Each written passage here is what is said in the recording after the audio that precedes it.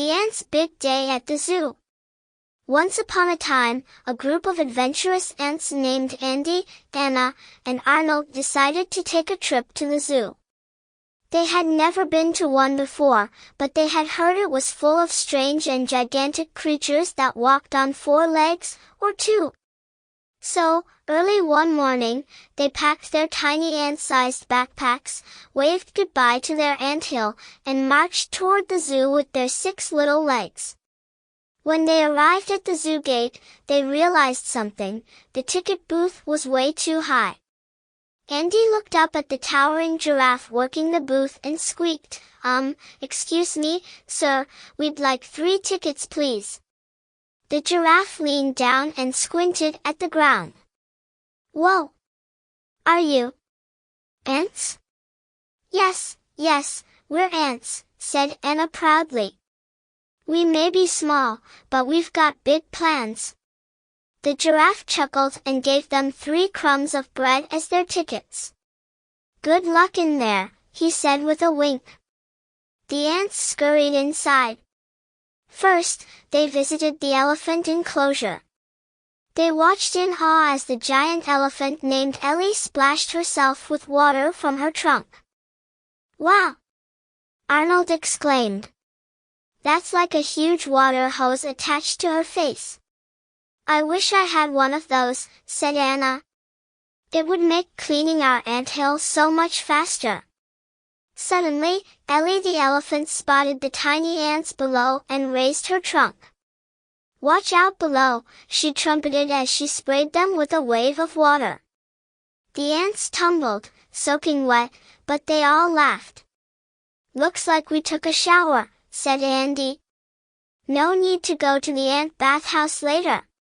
Next, they wandered over to the monkey cage. The monkeys were swinging from vines, doing flips, and playing games. Arnold, always the daredevil, climbed up a stick to get a better view. "Hey, little guys," a mischievous monkey named Max called from above.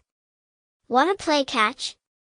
Before they could say no, Max threw a banana right at Arnold.